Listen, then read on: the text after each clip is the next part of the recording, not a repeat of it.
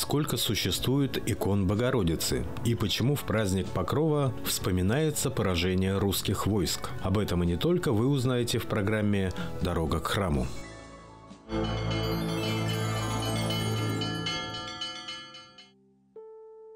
Заходя в православный храм, первое, с чем сталкивается человек, это наличие большого количества священных изображений – икон. Больше всех икон в храмах обычно посвящены Богородице. Она для православных христиан является одной из самых почитаемых и главных святых. Еще в дни земной жизни Матери Божьей люди спешили к ней, чтобы видеть и слышать ее, чтобы получить от нее благословение и наставление. А те, кто не имели возможности предстать перед Матерью Господа, желали видеть хотя бы изображение лика Богородицы. И чтобы удовлетворить желание многих христиан, апостол Лука изобразил на доске лик Богоматери с младенцем на руках.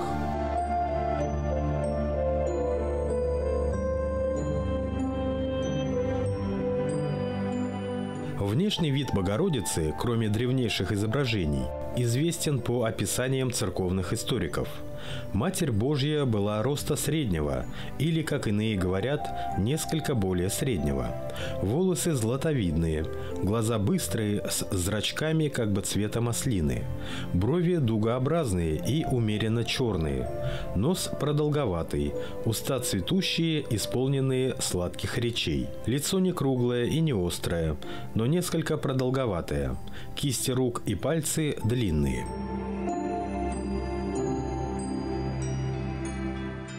С первых греческих икон делались списки. Они распространились по всему миру и зажили своей жизнью.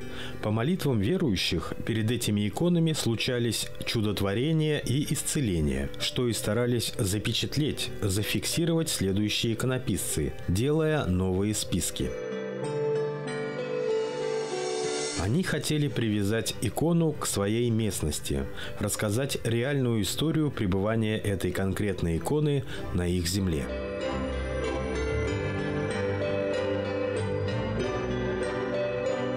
Это говорит прежде всего о том, что вера православная все-таки, конечно, не оскудевает, а, как говорится, Богородица является определенным людям, конечно, благочестивым людям. Может быть, где-то были такие случаи, мы знаем, что и не совсем, где-то человеку нужно будет покаяться, исправить свою жизнь. И таким людям Богородица является и говорит где-то написать икону, где-то сотворить какую-то просьбу, значит, и человек исполняет уже, ну и в скором времени одно, второе, третье моменты такие бывают, и уже пишут образы Богородицы. Их, конечно, очень много. Образ Богородицы занимает исключительное место в православной духовности. Это можно видеть из огромного количества икон, посвященных ей. Насчитывается более 700 наименований икон Богоматери. Для большинства икон установлены отдельные празднования. Им написаны молитвы, тропари, кандаки и акафисты. Если заглянуть в православный календарь, можно увидеть много дат почитания богородичных икон. С течением тысячелетий православная церковь пополнялась новыми традициями и видела много чудес, творимых Святым Духом. Божью Матерь представляют на иконах по-разному. У каждой из них есть свое название. Значение иконы Богородицы тоже может отличаться в некоторых деталях. Облик ее изображается всегда немного печальным, кротким. Существует огромный каталог икон Божьей Матери. Ведь помимо оригиналов есть и многочисленные списки, которые нередко прославляемы отдельно.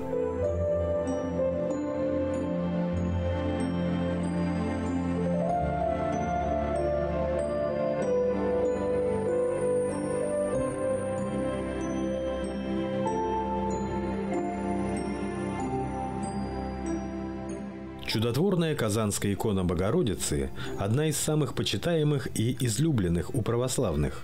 Списки с нее находятся почти в каждом храме России. Этот образ сыграл ключевую роль в процессе окончательного присоединения к русским землям Казанского ханства. Это после того, как он был чудесно явлен в 1579 году. Казанцы уверовали в Пречистую Деву, приблизившись к русскому народу. Икона по своему типу Адигитрия, путеводительница. Посему молитва перед ней всегда поможет страждущим идти верным путем, найти ответ на судьбоносный вопрос, духовно прозреть или обрести силы для преодоления физических недугов.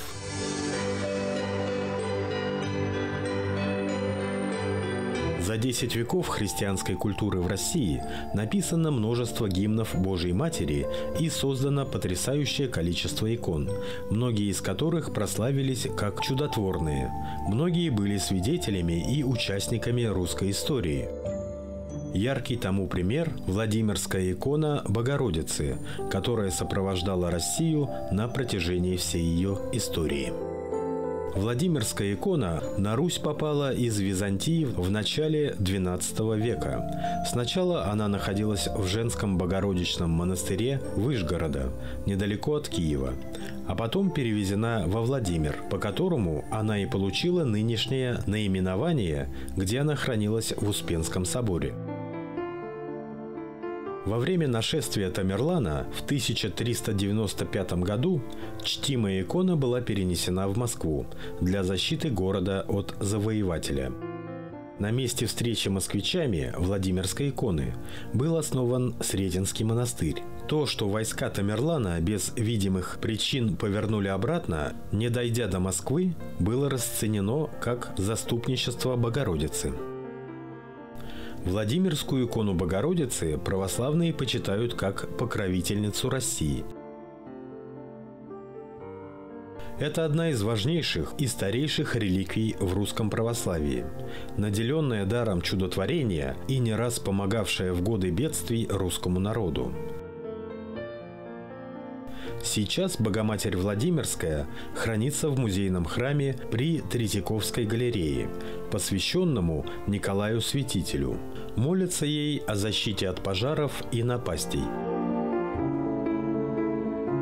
Небольшие иконографические различия в деталях связаны с подробностями истории происхождения каждого конкретного образа.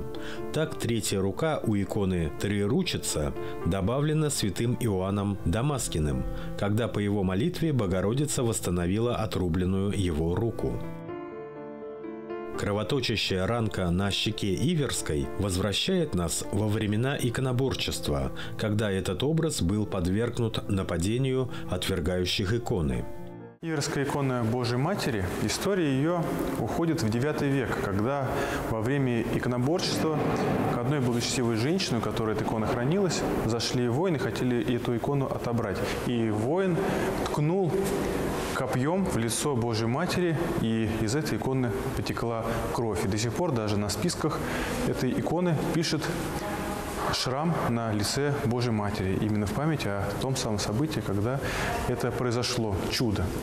Женщина икону спасла, поставила ее на море, и та, стоя, не тонув, уплыла на святую гору Афон. Иверская икона Божьей Матери имеет еще другое название – Портаит Исса, что в переводе с греческого языка означает «вратарница». Такое название было дано этому чудотворному образу Богородицы из-за того, что икона располагалась над главными вратами Иверского монастыря на Святой горе Афон.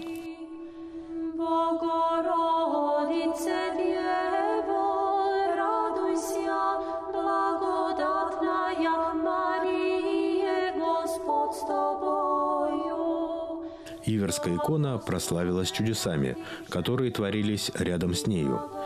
Слух об образе Богоматери дошел и до России. Будущий патриарх Никон, бывший тогда еще архимандритом, обратился к настоятелю Иверского монастыря Пахомию с просьбой сделать список с иконы. В 1648 году, 13 октября по старому стилю, 26 октября по новому, копию доставили в Москву. С тех пор православные стали отмечать эту дату. 25 февраля празднуется еще одна дата, посвященная Иверской иконе Божьей Матери. В этот день монахи монастыря на горе Афон обрели этот чудотворный образ.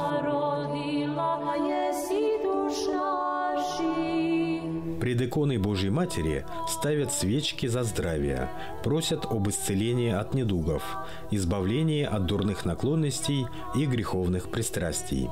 Богородица – покровительница брака и семьи. У нее просят помощи и защиты в сложных семейных ситуациях. К ней обращаются женщины, сильно желающие зачать ребенка.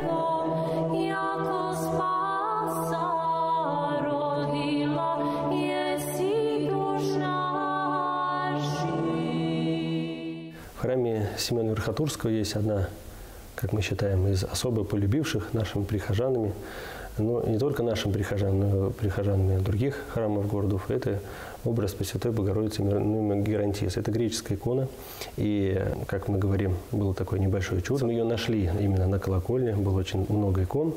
Вот эта икона была в очень плохом состоянии, и вот так сразу определить какой-то образ было очень трудно. Шли реставрационные работы, икону реставрировали немного, обновили, как вот видите, не совсем до конца, специально так это было сделано.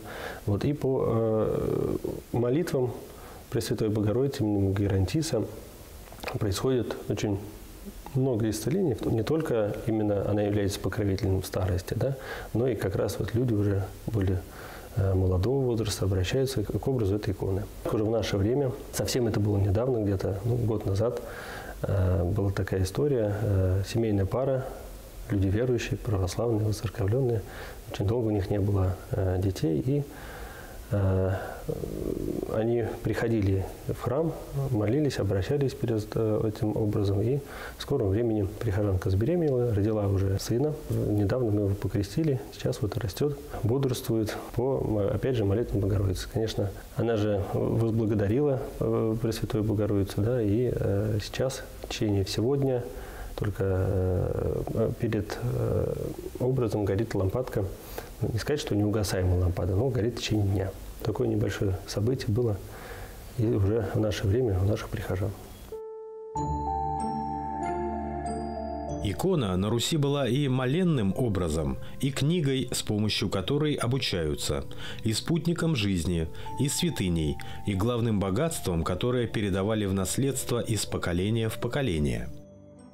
Иконы Богоматери тем более были любимы, что ее образ был близок народной душе. В православной церкви есть образ Пресвятой Богородицы, именуемый «Всех скорбящих радости с грошиками». Само название иконы «Всех скорбящих радость», как мы видим, посмотрев на икону, прибегают к ней все, кто хочет получить у Пресвятой Богородицы исцеление различных болезней, в том числе различных нуждах, прошений. Икона Божьей Матери «Всех скорбящих радость» с грошиками прославилась в 1888 году в Петербурге, когда во время страшной грозы молния ударила в часовню, но находившаяся в ней икона Царицы Небесной осталась неповрежденной. Образ, до того времени с потемневшим от копоти ликом, обновился и просветлел. Обгорел только шнур, на котором святая икона висела в углу часовни. Да прилипли к поверхности несколько мелких медных монет, грошиков, от разбитой вдребезги кружки для подаяний. С тех пор многие болящие и страждущие, прибегавшие к Богородице с искренней верой и горячей молитвой, получили исцеление перед ее святым образом. Иконы Богоматери оказывают сильное воздействие на верующих и даже атеистов. Образ женщины, отдавшей единственного сына на муки ради спасения человечества, никого не может оставить равнодушным. Богоматерь почитают заступницей всего рода человеческого. К ней обращаются в самые трудные и радостные моменты в жизни. Весть о чудесах, которые творят ее образы, уже давно достигла самых отдаленных уголков планеты. У нас в Башкирии есть две иконы, которые наш Уральский край, покровительство нашего Уральского края. Это, прежде всего, икона Пресвятой Богородицы Монотабынская. Она такая же по написанию, как и образ Пресвятой Богородицы Казанская, но только лик у нее немного темнее. Вот. Ну и также еще есть икона, единственная сохраненная икона, которая явлена была на камне, на образ Пресвятой Богородицы Волгобашской. В настоящее время, конечно, Табынская икона Богородицы она была утрачена. И сейчас мы в настоящее время не знаем, где она находится. А вот образ Пресвятой Богородицы Богобажской, она как раз и находится в селе Богобаж Бакалинского района. Очень много происходит исцелений при обращении именно к нашим башкирским, скажем так, святыням. Вот. Ну и, конечно, как мы знаем, когда происходит день празднования, конечно, всегда службу возглавляет наши правящие архиереи нашей епархии, также архиереи Башкортостанской митрополии. Вот, и стекается очень много людей на день празднования как Табынской, так и Богобажской иконы Божьей Матери. По преданию, крестный ход с Табынской иконы Божьей Матери был самым продолжительным в истории России. Носимая по городам и селам Табынская икона спасала людей от засухи и пожаров, избавляла от чумы и холеры. Последний крестный ход с Табынской иконой прервался под Оренбургом во время гражданской войны.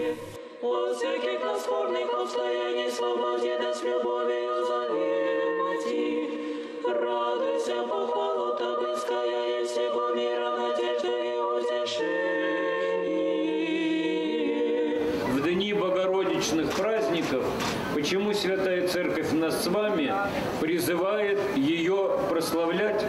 Потому что она является царицей неба и земли. Но самое главное, жизнь Божией Матери научает нас с вами многочисленным добродетелям, которые имела она сама. Сама Пречистая Богородица, являющаяся выше небес и царицей неба и земли, и выше всяческих ангелов небесных. Нужно также сказать, что Церковь особо почитает и отмечает именно образы Пресвятой Богородицы именно в пятую седмицу Великого Поста, в субботу, Акафистная она называется. В этот день по уставу, накануне в пятницу вечером, за первый раз Великим Постом читается Акафист Пресвятой Богородицы. Он не именуется конкретно какая-то икона, именно читается общий Акафист, и в субботу священники в синем облачении, когда как раз и положено именно в праздники Богородичные, первый раз вот именно по уставу именно читают Акафист Пресвятой Богородицы.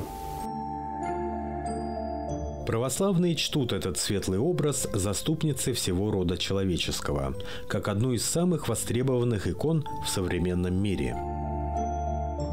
Перед любой иконой Божией Матери, конечно же, мы молимся в различных нуждах, потому что Божья Матерь – это ходатайница перед своим Сыном за нас.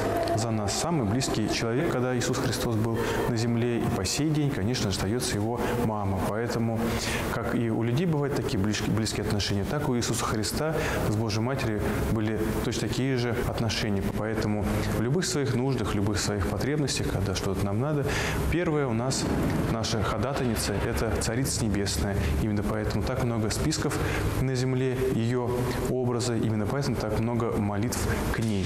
Поэтому можно молиться перед этим образом во всех своих нуждах. Один западный богослов так выразил смысл почитания Богородицы. Самым лучшим почитанием Марии является подражание ей в ее любви к своему Сыну и Господу нашему Иисусу Христу. Этой любви и учат нас богородичные иконы.